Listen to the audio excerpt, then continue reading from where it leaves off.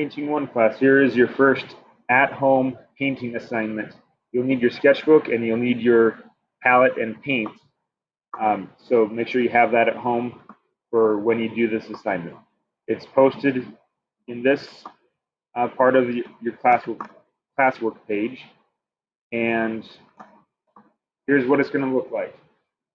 You will do an illustrated example in paint of each of the things that I cover in this video. It'll be the elements of art and then a few specific things in each element. So for line, you will do an example of varied line. Varied line is one that changes in width. It gets thinner to thicker, back to thinner and thicker. It changes in weight.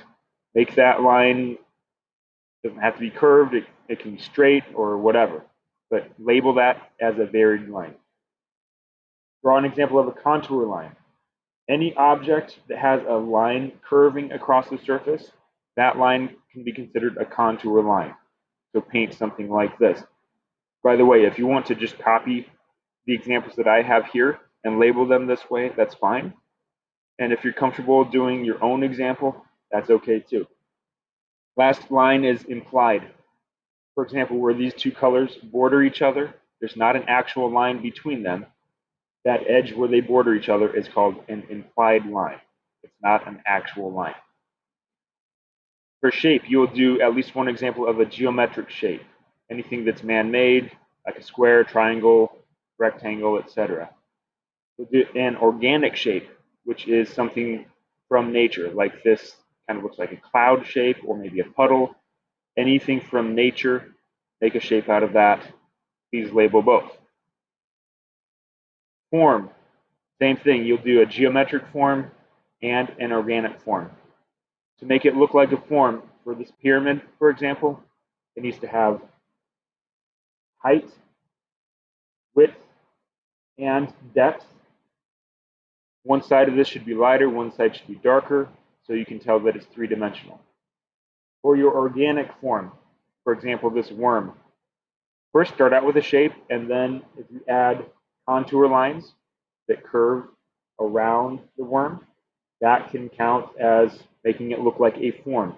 If you want to add any kind of shading or a shadow, that will help as well. For value, you will do an example of a value scale. This can be in multiple colors or one color, as long as it has several steps that get darker as they go. Start out with something light.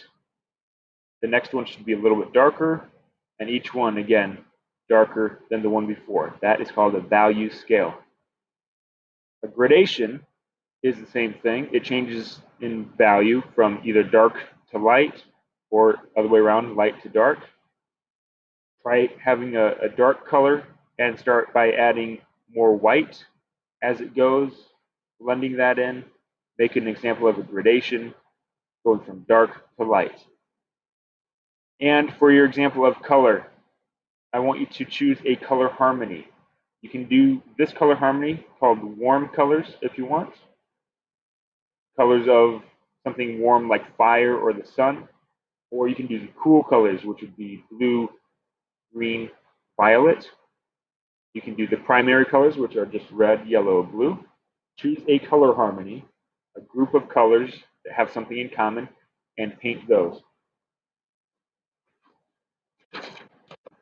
Then for texture, I want you to take a dry brush, get paint just on the tips of the bristles, and make a speckly texture.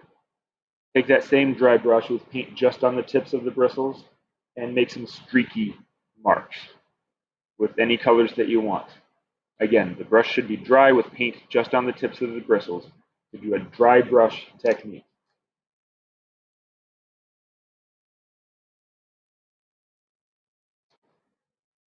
And lastly, for space, I want you to indicate depth in a space by creating the illusion of overlapping shapes. For example, this one looks closer, this one looks further away, and this one looks even further away.